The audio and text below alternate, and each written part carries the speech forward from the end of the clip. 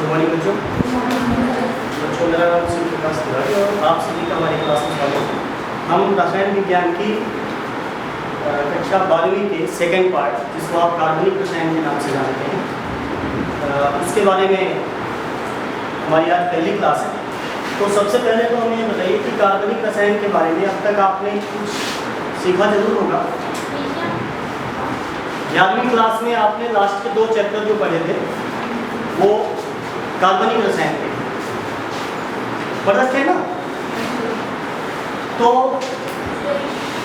उसमें आपने पढ़ा होगा कि कार्बनिक रसायन को क्या कहते हैं। कार्बनिक रसायन में इसको हम ऑर्गेनिक केमिस्ट्री भी कहते हैं। कार्बनिक रसायन में हम विशेषता किसका अध्ययन करते हैं?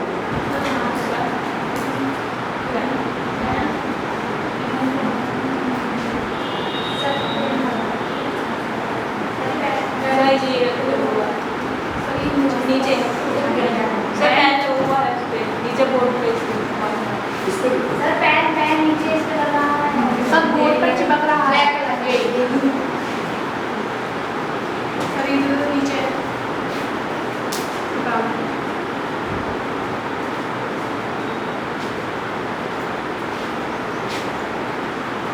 तो हम अध्ययन करते हैं किसका? विजिबल है ना, कार्बन का अध्ययन। देखो बच्चों, पीरियोडिक टेबल में कुल कितने एलिमेंट्स हैं? 118 elements. Total number of elements जो है वो कितने हैं? 118।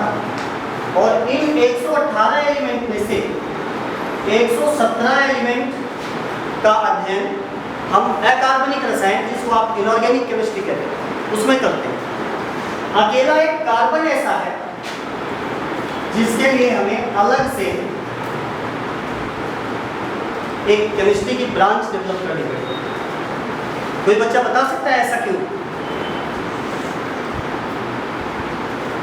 भाई कार्बन में ऐसा क्या खास है जिसकी वजह से हमें इसको अलग से एक ब्रांच के रूप में इसका अध्ययन करना होगा?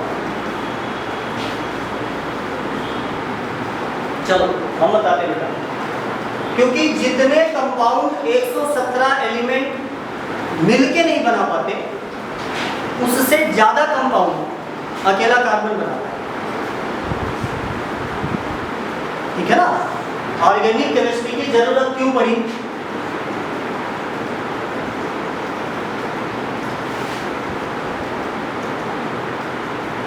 क्योंकि जो ऑर्गेनिक कंपाउंड की संख्या है, number of organic compound, number of organic compound, आज हम आपके 12th क्लास के विषय में तो ज़्यादा डिस्कस नहीं करेंगे, क्योंकि ऑर्गेनिक केमिस्ट्री एक ऐसा सब्जेक्ट है जब तक आपको 11th की चीज़ें पता नहीं होंगी तब तक आपको ऑर्गेनिक पढ़ना बहुत ही मुश्किल लगेगा। और अगर आप 11th क्लास की जनरल चीज़ें पता है आपको, तो ऑर्गेनिक बहुत ही आसान सब्जेक्ट है। तो नंबर ऑफ ऑर्गेनिक कंपाउंड्स जो हैं वो बहुत ज्यादा है। अब सवाल ये आता है कि ऑर्गेनिक कंपाउंड इतने ज्यादा क्यों होते हैं? इतने ज्यादा ऑर्गेनिक कंपाउंड कैसे बनते हैं? मतलब जो कार्बन है इसमें इतने ज्यादा कंपाउंड बनाने की टेंडेंसी क्यों होती है? तो बेटा कार्बन के अंदर 3 क्वालिटीज पाई जाती हैं।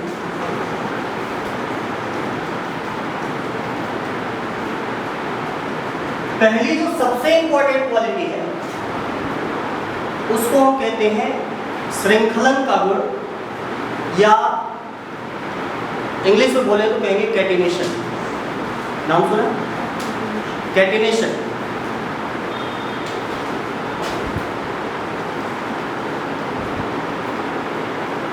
श्रृंखला तो जानते होंगे, श्रृंखला मतलब लाइन, ठीक है ना। तो कार्बन जो है ये हजारों लाखों की संख्या में कार्बन से कार्बन जुड़ करके और एक बहुत लंबी चेन बना सकता है। बाकी किसी भी एलिमेंट के अंदर ये प्रॉपर्टी नहीं पाई जाती है। अब कार्बन के अंदर ये प्रॉपर्टी क्यों पाई जाती है इसके बारे में हम डिस्कस करेंगे। दूसरा गुण है इसका कि इसकी जो कोवैलेंसी होती है कार्बन की, वो कितनी होती है? 4। ठीक है ना? 4 क्यों होती है? वैलेंसी क्या है पता है आपको? किसी भी एलिमेंट के साथ जितने और एलिमेंट सिंगल बॉन्ड से जुड़ सकते हैं, एकल बंध से जुड़ सकते हैं, वो उसकी क्या कहलाती है? वैलेंसी कहलाती। तो आपको पता होगा कार्बन हमारी आवर्त सारणी के 14वें ग्रुप का एलिमेंट है। किस ग्रुप का? 14वें ग्रुप का। ग्रुप नंबर कौन सा है इसका? 14। और कार्बन का परमाणु क्रमांक क्या होता है?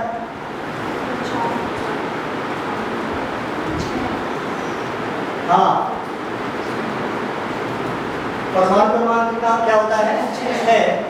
और इसका इलेक्ट्रॉनिक विन्यास कितना क्या होता है? इलेक्ट्रॉनिक विन्यास क्या होता है? 2, 4। यानी जो इसकी सबसे बाहरी कक्षा है उसके अंदर कितने इलेक्ट्रॉन होते हैं? 4 इलेक्ट्रॉन होते हैं। और प्रत्येक परमाणु अपनी सबसे बाहरी कक्षा में 8 इलेक्ट्रॉन पूरा करना चाहता है। इसको आपने 11th क्लास में ऑक्टेट रूल के नाम से पढ़ा होगा, अष्टक नियम, कि हर परमाणु अपनी बाहरी कक्षा में कितने इलेक्ट्रॉन पूरा करना चाहता है? 8 इलेक्ट्रॉन। तो इसकी बाहरी कक्षा में ऑलरेडी कितने इलेक्ट्रॉन है? 4। इट मींस इसको और कितने इलेक्ट्रॉन चाहिए ऑक्टेट पूरा करने के लिए? 4 इलेक्ट्रॉन चाहिए।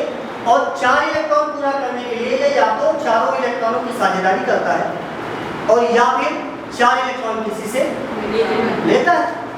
ठीक है ना? तो कार्बन के ग्रुप की एक विशेषता होती है कि इसमें इलेक्ट्रॉन के साझेदारी का गुण पाया जाता है। तो कोई भी कार्बन अपने अष्टक को पूरा करने के लिए कुल 4 इलेक्ट्रॉन्स की साझेदारी करता है। 4 इलेक्ट्रॉन्स की साझेदारी करता है। इट मींस ये कुल 4 बंध बना सकता है। ठीक है ना? समझ में आ गया? इसीलिए हम कहते हैं कि कार्बन की कोवैलेंसी कितनी है? 4। तो पहली जो प्रॉपर्टी है, पहली जो क्वालिटी है कार्बन में, वो कौन सा गुण है? श्रृंखलन का, जिसमें कार्बन कार्बन हजारों लाखों की संख्या में जुड़ करके एक चेन बना सकता है। दूसरी प्रॉपर्टी क्या है? इसकी कोवैलेंसी कितनी होती है? 4। ठीक है ना? और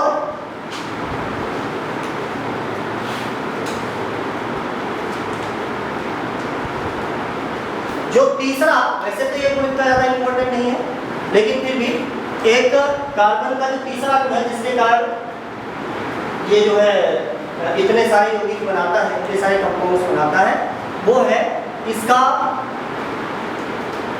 ऐसा कैरेक्टर होना कि ये सिंगल बॉन्ड यानी एकल बंध, द्वैबंध, त्रिबंध, चक्रीय किसी भी रूप में अपनी चारों वैलेंसी पूरा करने का गुण रखता है। और ये जो है जब 4 वैलेंसी पूरी करता है, कार्बन अपनी जब चारों वैलेंसी पूरी करता है, अगर सिंगल बॉन्ड से पूरी कर रहा है, ठीक है ना, तो हम कहते हैं कि ये कार्बन कैसा हो गया। अब मैं थोड़ा सा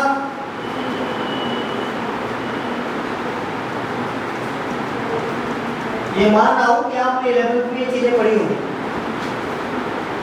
संतृप्त यौगिक, असंतृप्त यौगिक, है ना, ऐसे कार्बन के यौगिक जो सिंगल बॉन्ड बनाते हैं, ऐसे कार्बन के यौगिक जो डबल ट्रिपल बॉन्ड बनाते हैं, ठीक है ना। तो इनके बारे में, इस क्वालिटी के बारे में किसी को कोई डाउट है? श्रृंखलन क्या है, कोवैलेंसी समझ में आ गई, ठीक है ना। तो इस क्वालिटी के कारण कार्बन बहुत ज्यादा यौगिक बनाता है, और इतने सारे यौगिक बनाने की वजह से कार्बन को पढ़ने के लिए हमें केमिस्ट्री की एक अलग ब्रांच बनानी पड़ी, जिसको हम ऑर्गेनिक केमिस्ट्री के नाम से जानते हैं, कार्बनिक रसायन के नाम से जानते हैं।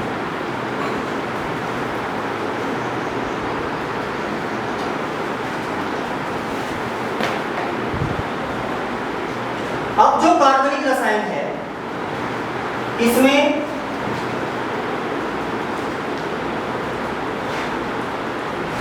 जब हम बात करते हैं बच्चों कार्बनिक यौगिकों की,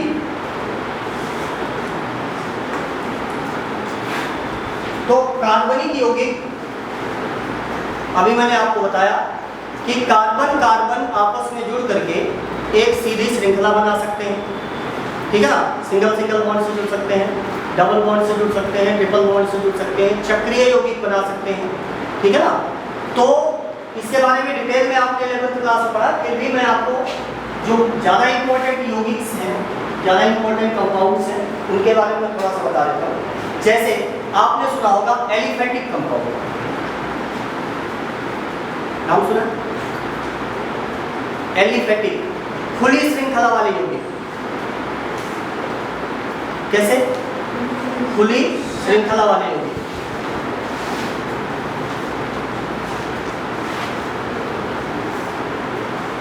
ओपन चेन कंपाउंड,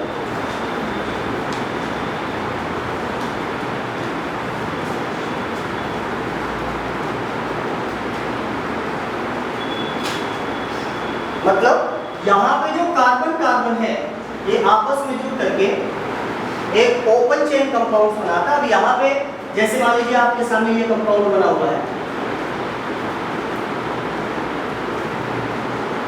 अच्छा कार्बन अपने ज्यादातर कंपाउंड किसके साथ बनाता है, यानी मोस्टली जो ऑर्गेनिक कंपाउंड हैं ये किससे मिलकर बनते हैं, कार्बन और हाइड्रोजन से। इसीलिए इनको कहा जाता है हाइड्रोकार्बन। क्या कहा जाता है? हाइड्रोकार्बन।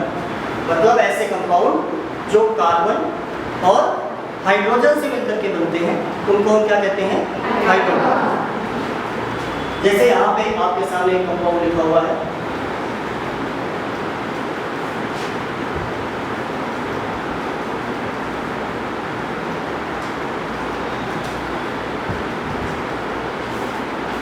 ये एक ऑर्गेनिक कंपाउंड है। कितने कार्बन है इसमें? 5 कार्बन, ठीक है ना। ऐसे ही 5 कार्बन वाला कंपाउंड तब भी बन जाएगा अगर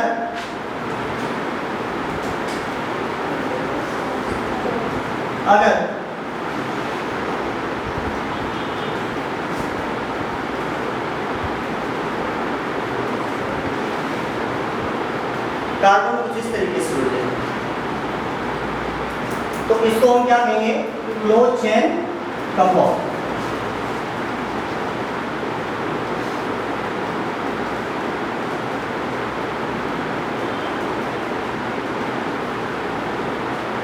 नाम बता सकते हैं इसका? इस कंपाउंड का नाम बता सकते हैं आप?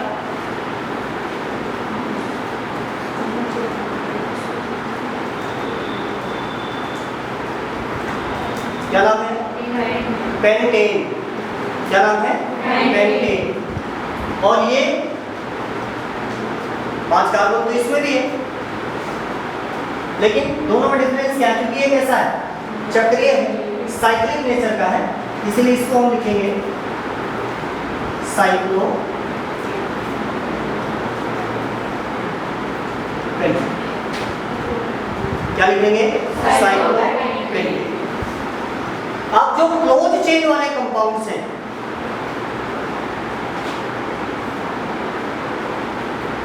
इनमें फिर हम 2 भाग बनाते हैं। एक को कहते हैं एलिसाइक्लिक,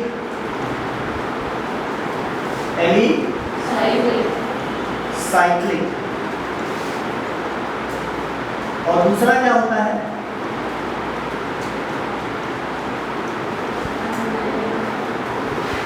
एरोमेटिक।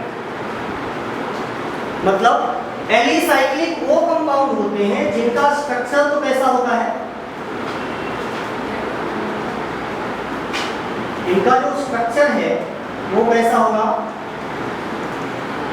साइक्लिक होगा, लेकिन इनकी जो प्रॉपर्टी होगी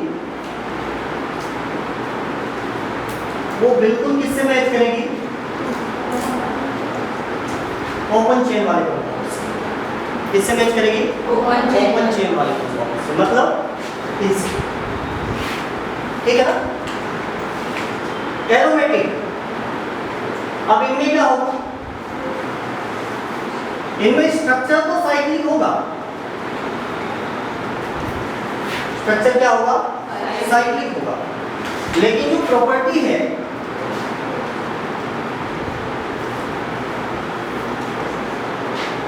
ये बिल्कुल क्या होगी, डिफरेंट होगी। जैसे इनके अंदर से कुछ स्मेल आती है, फ्रेग्रेंस पाई जाती है। नाम सुना होगा आपने, एरोमेटिक कंपाउंड में सबसे इंपॉर्टेंट कंपाउंड कौन सा है,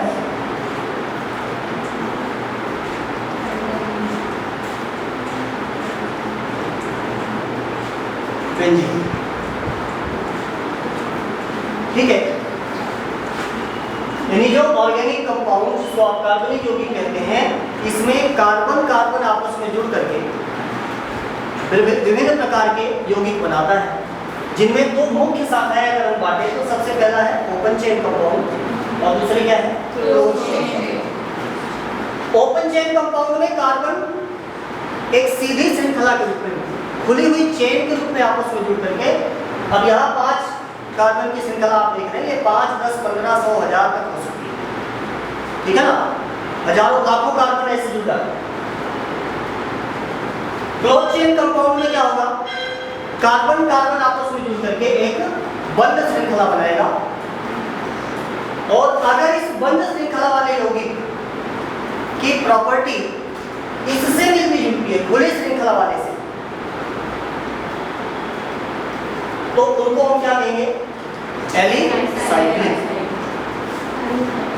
लेकिन ऐसे कंपाउंड जिनमें बंद श्रृंखला तो पाई जाती है, बट उनकी जो प्रॉपर्टी है वो एलिफेटिक से बिल्कुल डिफरेंट होती है, उनकी एक अलग खास प्रॉपर्टी पाई जाती है। जैसे अभी मैंने बताया क्या कि उनके अंदर कुछ खास फ्रेग्रेंस पाई जाती है, ठीक है ना। तो ऐसे और उनके अंदर जो है मल्टीपल बॉन्ड पाया जाएगा, अल्टरनेटिव, ठीक है ना। आपने 11वीं क्लास में पढ़ा होगा हकल रूल, हकल का नियम, 4 नियम रहेंगे वहां पे।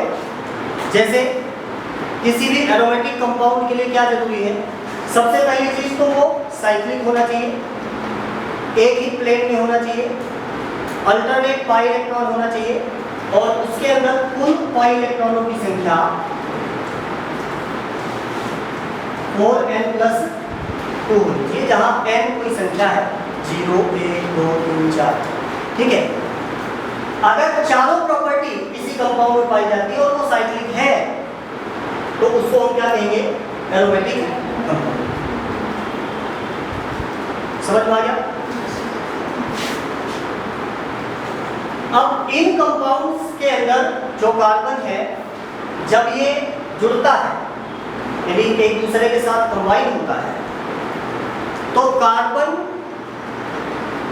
कोवेलेंट बॉन्ड बनाने के लिए अपने आप को संकरित करता है। मैं बहुत ज़्यादा पूरी डिटेल में नहीं जा रहा हूँ, मैं ये मान रहा हूँ कि आप 11th में पढ़ के आएंगे, इसलिए ब्रीफ में चल रहा हूँ। जितनी चीज़ें 12th के लिए ज़्यादा जरूरी है, सिर्फ उनको कवर करता हूँ। और अगर डिटेल में पढ़ना है तो 11th क्लास की ऑर्गेनिक केमिस्ट्री का जो पहला चैप्टर है, ठीक है ना, जहां पे आपने IUPAC नेम वगैरह पढ़ा था ना, उसको एक बार जरूर पढ़ लेना, अदरवाइज ऑर्गेनिक केमिस्ट्री सब सर के ऊपर से जाएगा, ठीक है। हालांकि मैं यहाँ पे 1 या 2 लेक्चर में आपकी सामान्य जानकारी करवा दूंगा, लेकिन जितना यहाँ करवाया जा रहा है इतना आप जा करके और 11th की बुक्स जरूर देखें।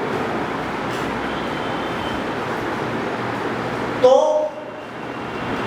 जब ये ऑर्गेनिक कंपाउंड यानी कार्बन जब अपने कंपाउंड बनाता है, तो एक दूसरे के साथ जब बंध बनाता है, तो बंध बनाने के लिए इसे अपने सभी इलेक्ट्रॉन्स, ऐसे इलेक्ट्रॉन जो बंध बनाने में यूज होते हैं, उनकी ऊर्जा को बराबर करना होता है, और ऊर्जा बराबर करने की यह प्रक्रिया कहलाती है संकरण।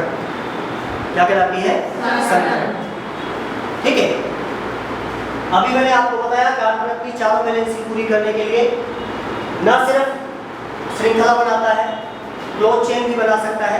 अगर सिंगल बॉन्ड से वैलेंसी पूरी नहीं हो रही है तो कार्बन डबल बॉन्ड भी बना सकता है, ठीक है, कार्बन ट्रिपल बॉन्ड भी बना सकता है।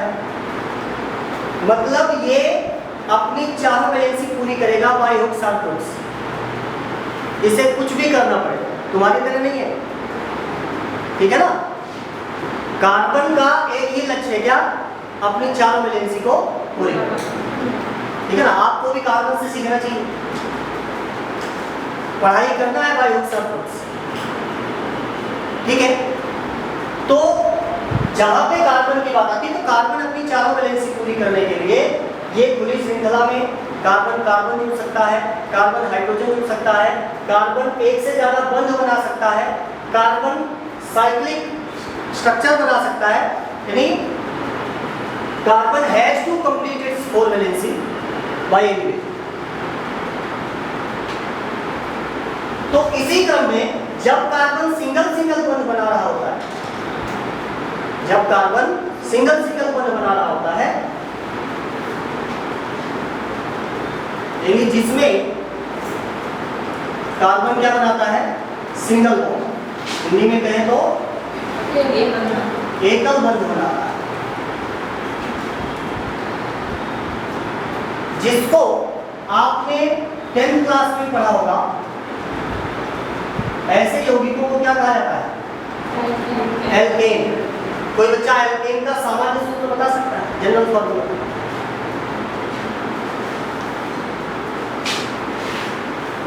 CnH2n+2। जहां n क्या है? जहां n क्या है?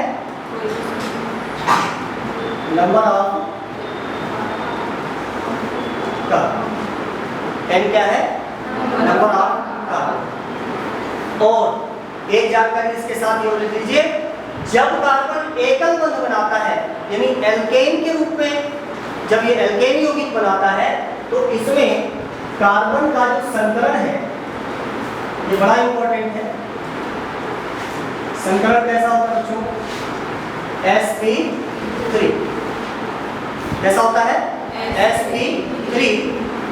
इस संकरण से जितने भी बंध बनाने वाली कक्षाएं बनती हैं, जितने भी बंध बनाने वाले कक्षक बनते हैं, उनमें कुल 4 कक्षक बनेंगे। देखिए यहाँ पे ध्यान से देखो, S कितना है? कुछ नहीं लिखा तो क्या बनेंगे? A। P कितना है? कुल कितने कक्षक? 4। 4 में से S का हिस्सा कितना है? परसेंटेज में बताइए। अरे भाई 4 चीजों में अगर मान लीजिए 4 वस्तुएं हैं बराबर बराबर, तो उसमें एक वस्तु का हिस्सा कितना होगा? 25%। तो S का कितना है? 25%, ठीक है। और P कितना है? 75%, ठीक है। ऐसे ही जब कार्बन डबल बॉन्ड बनाता है,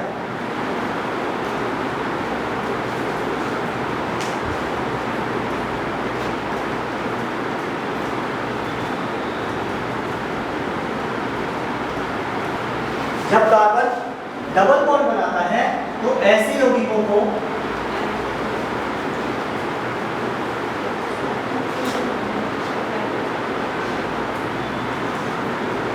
नोट कर रहे थे क्या?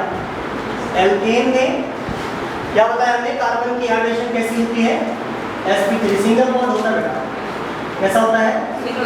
सिंगल बॉन्ड, ठीक है ना। और sp3 हाइड्रेशन होती है, जिसके अंदर मैंने क्या बताया? S कितना है? 25 और P कितना है? 75%, ठीक है। ऐसे ही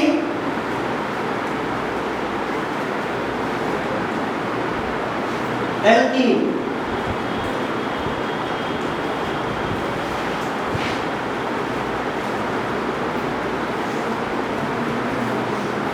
इसमें क्या होगा? डबल बॉन्ड, एटलीस्ट कम से कम एक कम से कम एक डबल बॉन्ड पाया जाएगा। जैसे अब यहां जो स्ट्रक्चर बना हुआ है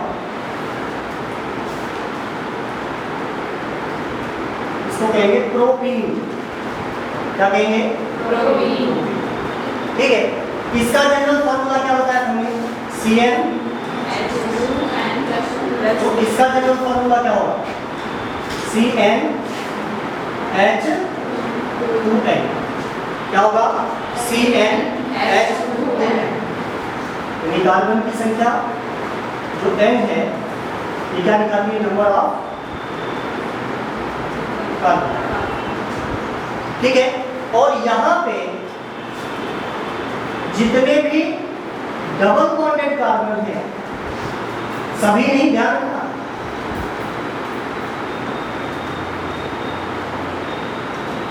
डबल बॉन्डेड कार्बन। बताइए डबल बॉन्डेड कार्बन कौन सा है जिसपे मैं पेयर रख रहा हूं? बताइए कैसा है?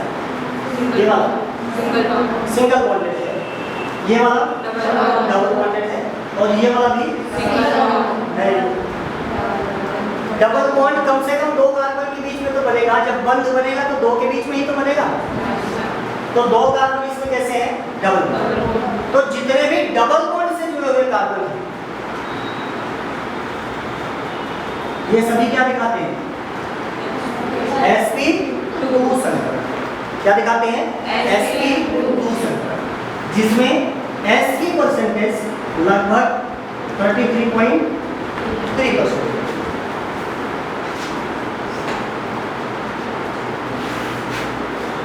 ऐसे ही ओपन चेन का तीसरा ग्रुप है एल्काइन।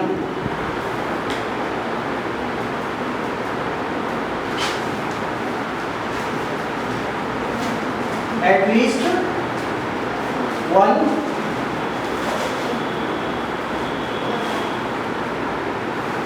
ट्रिपल बॉन्ड, कम से कम एक ट्रिपल बॉन्ड जरूर पाया जाएगा।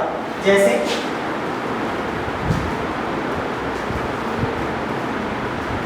ब्यूटाइन।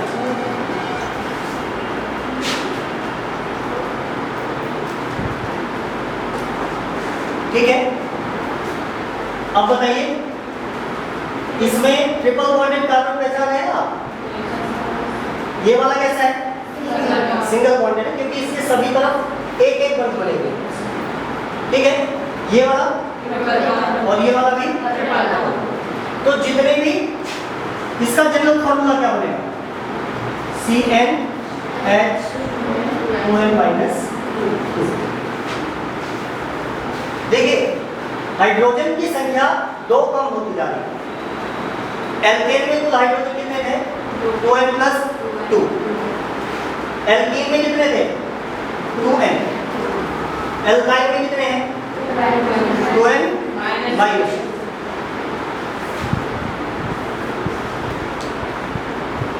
और इसमें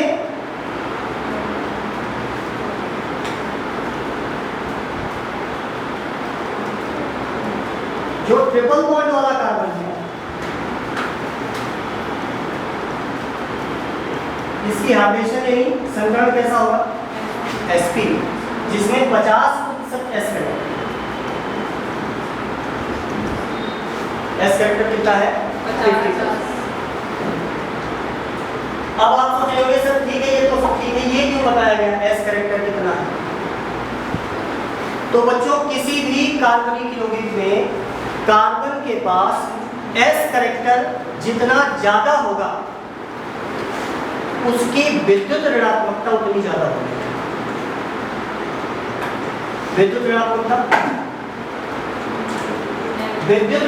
का मतलब जब भी, ध्यान समझिए, अगर मान लीजिए कोई भी दो कंपाउंड है, दो एलिमेंट हैं जिनके बीच में इलेक्ट्रॉनों की साझेदारी होती है तो क्या बनेगा? Covalent bond. और इस कोवेलेंट बॉन्ड में दोनों इलेक्ट्रॉन कहाँ रख दिए जाते हैं? बीच में। और इन दोनों इलेक्ट्रॉन्स को इस वाले परमाणु का नाभिक भी अपनी तरफ खींचता है और इस वाले परमाणु का नाभिक भी अपनी तरफ खींचता है।